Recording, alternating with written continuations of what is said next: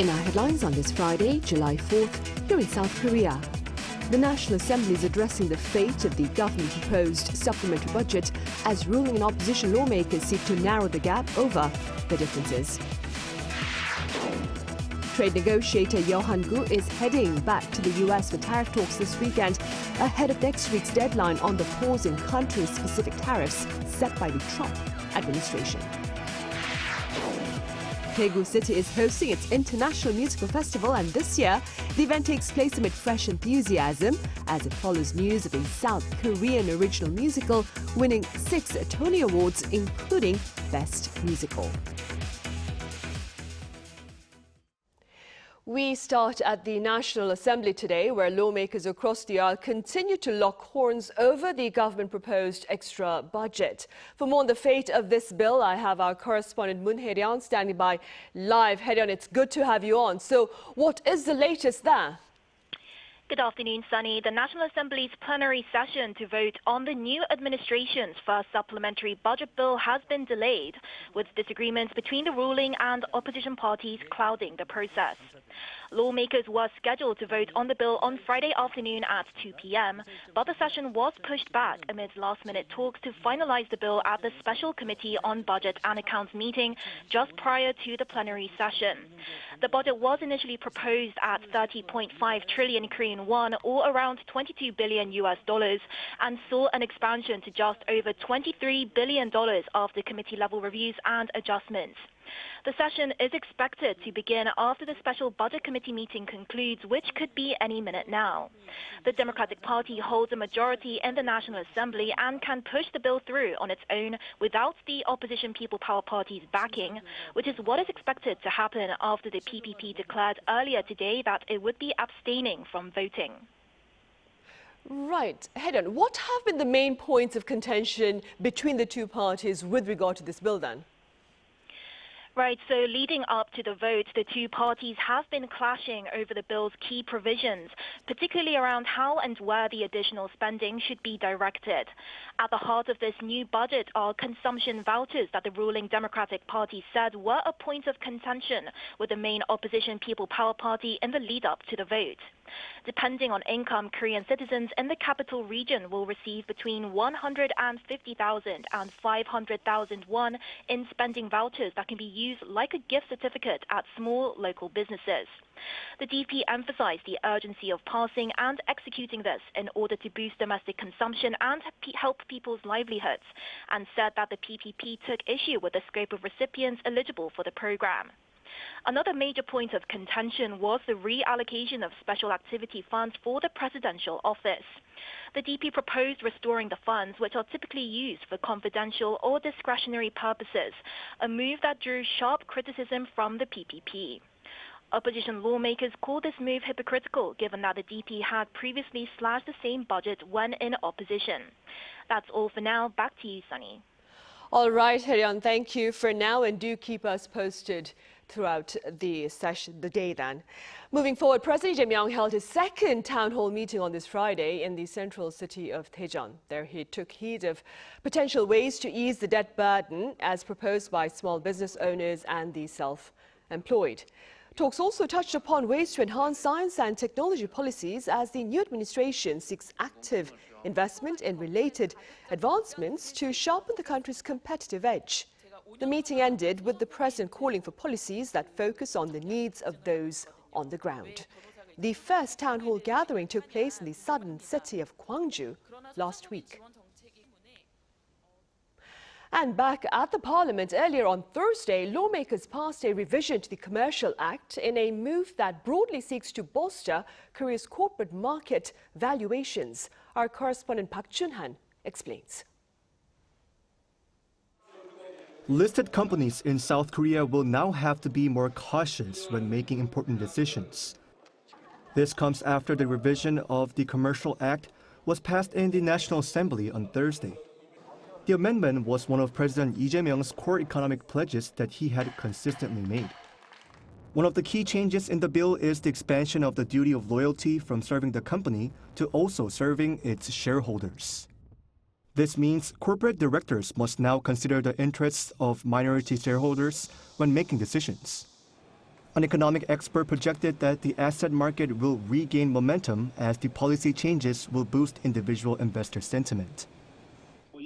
This is seen as a positive move for market development, as it encourages minority shareholders who were previously deterred by weak protections. The revision also introduces civil and criminal liability for directors in cases of conflict between controlling and minority shareholders. Also, the 3% rule limits the combined voting rights of a listed company's largest shareholder and related parties to 3% when electing audit committee members in a bid to strengthen corporate independence and better protect minority shareholders. For example, if their owner and their son and daughter were to exercise their voting rights, they could collectively exert up to 9% of voting rights when electing audit committee members. However, the amendment caps the combined voting rights of the largest shareholder and all those directly or indirectly related to them at 3% when electing directors to serve on the committee, including outside directors. This enhances the autonomy of individual shareholders and activist funds by reducing the controlling influence of the owner and related parties. Regarding the 3% rule, a corporate governance expert called it one of the most significant and tangible changes in corporate governance law. By capping the voting power of the largest shareholders and parties related to them to a combined 3%, it is now possible for a coalition of minority shareholders or an activist fund to place an independent director. As minority investors become increasingly assertive, this marks one of the most significant shifts toward improving corporate governance in South Korea. The business community, meanwhile, has voiced concerns that the revision of the law could restrict important decisions, such as future investments. Among them, some are calling it an anti-corporate law and argue that it might encourage shareholders to sue management whenever they lose money. Park Junan, Arirang News. South Korea's current account remained in positive territory in May, extending its unbroken surplus streak that began 25 months ago. But this trend is forecast to change once U.S. tariffs take root. Our correspondent Kim Do-yeon reports. South Korea's current account remained in the black in May for the 25th consecutive month, logging a current account surplus of $10.1 billion. According to the Bank of Korea on Friday, the figure is nearly double that recorded in April, possibly due to a slower rise in oil prices and the reduced imports. The central bank added that while this was the third largest surplus on record for the month of May, exports fell for the first time in 4 months as autos and steel struggled under U.S. tariffs. The goods account surplus widened from the previous month as imports decreased more sharply due to falling oil prices than exports, which saw declines mainly in non-IT products. Specifically, the goods account recorded a $10.66 billion surplus, although exports decreased by 2.9% to $56.93 billion, as imports decreased by a larger margin of 7.2% to $46.27 billion compared to last year. When both declined, it could be a sign of recession, but the BOK explained that this was not a domestic issue. Regarding the falling exports, when U.S. tariffs come into effect, the results will be clearer, especially with certain export items that South Korea relies on. In the case of automobiles, the impact is expected to become more pronounced in the second half of the year. As local production expands, exports from Korea to the U.S. could decline to some extent. Meanwhile, from January to May this year, the cumulative current account surplus stood at $35.11 billion, up $8.05 billion from the same period last year. Kim Do-yeon, Arirang News. Also, on the trade front, South Korea's top trade delegate is heading back to the U.S. for talks ahead of next week's deadline on the pause in country-specific tariffs. Our Moon Ji-young covers the upcoming trip. With just days left before the temporary halt on tariffs expires, South Korea's chief trade negotiator Yo Han-gu is making his second visit to the United States within a week for high-level trade negotiations. He is set to meet with U.S. officials, including U.S. Trade Representative Jamieson Greer and Commerce Secretary Howard Lutnick in Washington this weekend. This marks a swift follow-up to his previous talks last week, during which he emphasized Seoul's commitment to good faith trade discussions with the Trump administration. Speaking at a plenary session of the National Assembly on Friday, Yeo indicated that he would actively consider requesting an extension from the U.S. side, depending on the progress of the negotiations. He further articulated South Korea's negotiating stance. We will conduct negotiations pragmatically, prioritizing national interests, with the aim of reaching a mutually beneficial agreement between South Korea and the U.S. Our goal is to pursue a complete exemption from reciprocal tariffs and all product-specific tariffs, ensuring that we are at least not disadvantaged compared to competitor nations. Furthermore, in the industrial and energy sectors, we will establish a strategic cooperative relationship between our two countries. This comes amid growing tariff pressure from the U.S. So we're going to start sending letters out to various countries starting tomorrow. We'll probably have 10 or 12 go out tomorrow. And over the next few days, I think by the 9th, they'll be fully covered. And they'll range in value from maybe 60 or 70% tariffs to 10 and 20% tariffs. Yeo stated that high-level and working-level negotiations would be conducted intensively to swiftly conclude the talks, thereby leaving open the possibility of additional negotiations. Moon Ji-young, Arirang News. On the diplomatic front, an end to Russian aggression against Ukraine is looking unlikely in the near future, as the latest talks between the leaders of the US and Russia on the phone failed to narrow their differences. Our Lee Seung-jae covers the talks that took place on Thursday. U.S. President Donald Trump and his Russian counterpart Vladimir Putin held phone talks on Thursday. According to the Kremlin, Putin, while referring to the war in Ukraine, stressed that Russia will achieve the aims it set, which is to eliminate the root causes that led to the current state of affairs. Putin's message to Trump was also reported by Russia's state television. Of course, during this call, the situation in Ukraine was discussed, so Vladimir Putin informed Trump that Russia will not step back from its goal of removing the root causes that led to the confrontation in Ukraine. Moscow has long demanded that Kyiv give up its NATO membership ambitions. Still, during the almost one-hour-long talks, Putin expressed his readiness to continue negotiations, adding that Moscow is looking for a political, negotiated solution to the conflict. Meanwhile, President Trump expressed frustration over the lack of progress in the peace talks that the U.S. is trying to broker. And we also talked about, as you know, the war with Ukraine, and I'm not happy about that. I'm not happy. No, I didn't make any progress with him today at all. Ukrainian President Vladimir Zelensky expressed his hopes also on Thursday that he would have the opportunity to speak with Trump on Friday or in the coming days. He said that he wishes to discuss their bilateral relations as well as U.S. support amid the ongoing war with Russia. Zelensky also expressed hopes for continued support from the U.S. and Europe, stressing that strengthening cooperation and coordination through the U.S., the EU, and NATO is crucial. Lee Seung-jae, Arirang News.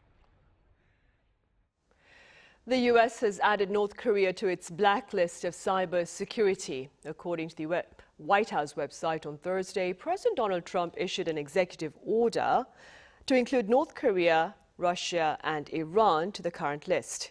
His order acknowledged that China posed the most active threat to the U.S., but added that Pyongyang, Moscow, and Tehran were emerging as tangible concerns as well. Under the former Biden administration, only China was on the list. The South Korean military has taken into custody a North Korean who crossed the military demarcation line Thursday night. According to South Korea's Joint Chiefs of Staff, the individual crossed the line in the western part of the border and was tracked and apprehended. A thorough investigation into the details of the person's defection is expected to take place. Meanwhile, authorities also say there have been no signs of any unusual activity across the border. In other news, Korea's southeastern city of Daegu is hosting its annual International Musical Festival, and this year the event takes place amid fresh enthusiasm as it follows news of a South Korean original musical winning 6 Tony Awards, including Best Musical. Our Daejeon files this report. This summer, Daegu once again transforms into a stage. Korea's largest musical festival, the Daegu International Musical Festival, or DIMF, brings creators and audiences together from all over. This year, showcasing 29 musicals from home and abroad. The dress rehearsal for this year's closing performance, Panda, is about to begin. This Chinese production blends dazzling acrobatics with traditional martial arts, a real treat for the eyes. A visual and musical spectacle, Panda tells a heartfelt story about love, coexistence, and the care we owe to nature. It's a piece that's beloved by Korean audiences. This reading performance, part of DIMF's musical incubation program, offers young talents a rare chance to present their work. Some pieces even go on to become full-scale productions with funding and support. I received a lot of overall support from DIMF throughout the production process. But what helped me the most was getting direct feedback from the mentor instructors. That was incredibly helpful in developing and improving the piece. I think the best part of this program is getting to meet great creators, working alongside talented actors, and simply having opportunities like this. For actors like me, that's one of the most valuable aspects. With global success stories like Maybe Happy Ending, DIMF is more than just a festival. As DIMF approaches its 20th anniversary next year, our hope is that musical fans from around the world will come to Daegu. To make that happen, we believe it's essential to connect the festival with tourism. Our goal and also our challenge is to grow DIMF into a truly global musical festival. It's a symbol of what's possible for Korea's creative industry. Daejeon, Arirang News, Daegu. Korea's patent office recently made a special acknowledgement of the inventions by individuals who sought innovation to support the country's independence. Our Cha Yun-kyung explains. The Korean Intellectual Property Office held a memorial ceremony to honor Mr. Kwon Do-in, a patriotic independence activist based in the U.S. who was also an inventor. Kwon is remembered for his contributions to both Korea's independence movement and the advancement of invention.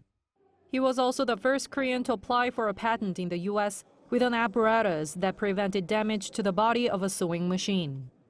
Mr. Kwon also applied for a patent for a curtain made from bamboo, which had become quite popular in the U.S. Mr. Chung In-ho, the first Korean to apply for a patent in Korea, invented a horsehair hat in 1909 to raise funds for the independence movement. Marking the 60th anniversary of Inventors' Day, the KIPO has come up with special achievement awards for independence activists who contributed to Korea's independence movement through invention during the Japanese colonial era.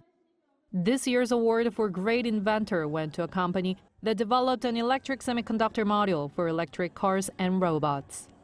Cha Yun-kyung, Arirang News.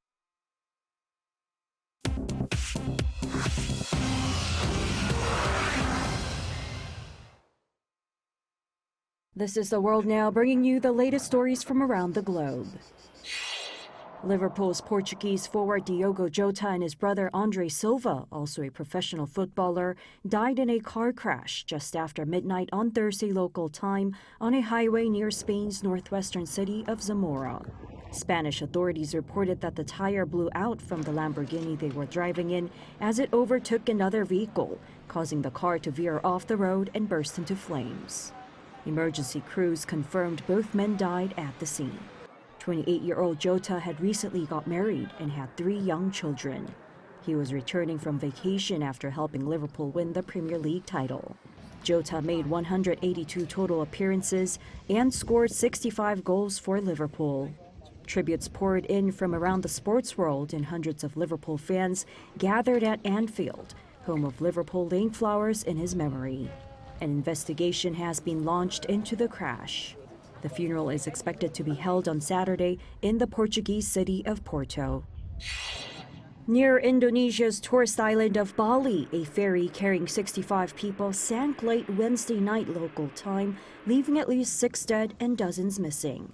The KMP Tunu Pratama Jaya ferry, carrying 53 passengers and 12 crew members, as well as 12 vehicles, sank around 11:20 p.m., almost 30 minutes into the 5-kilometer Bali Strait crossing, after reportedly suffering engine failure and an engine room leak. Rescue efforts continued through Thursday in the rough seas, with 31 people saved but dozens still unaccounted for. On Thursday evening, rescue operations were temporarily halted due to strong currents, high waves, and limited visibility. President Prabowo Subianto has ordered a full emergency response while investigators examine the cause of the accident and whether unlisted passengers were on board.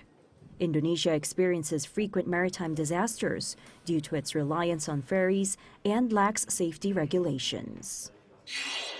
In Greece, a wildfire is spreading fast on the island of Crete, forcing over 5,000 residents and tourists to evacuate on Thursday.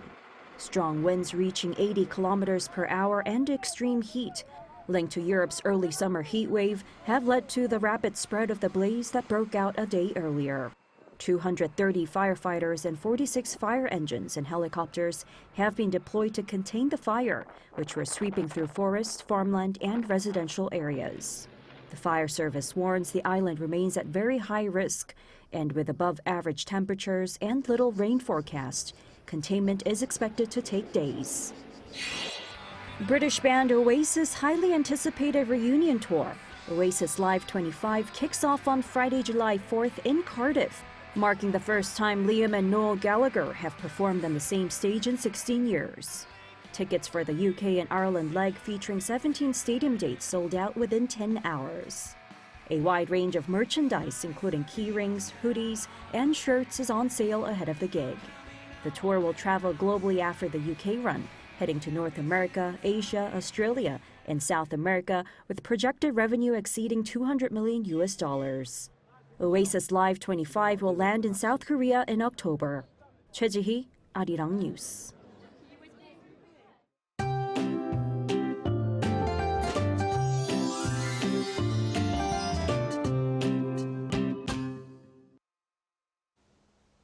The central and northern regions have been seeing monsoon rain today.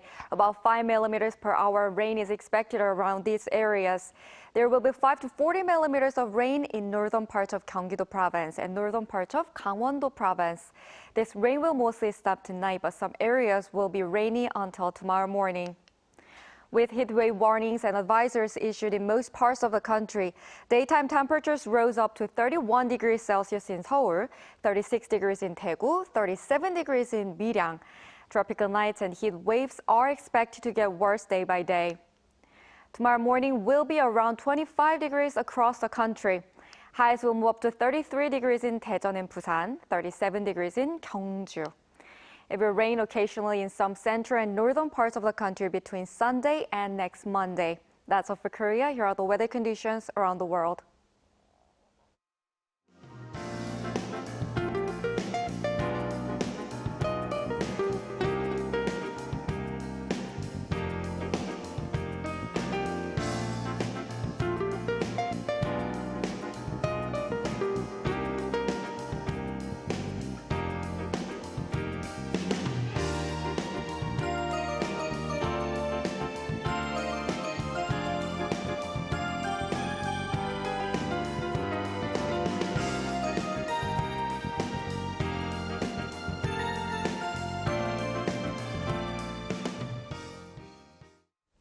Those are the headlines at this hour here in South Korea. Thank you for watching. Coming up next is our daily panel session.